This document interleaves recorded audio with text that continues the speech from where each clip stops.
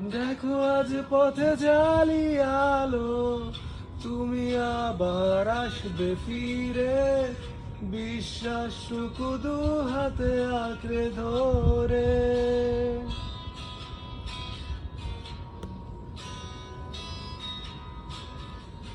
কিছু পুরনো গান, কিছু পুরনো ছবির অ্যালবামে সবই আমার সাথে রয়ে যায়। কাক ডাকা ভোরে যখন সূর্য ঘরে ঘরে, কালো পর্দা বাধা পেয়ে সরে যায়।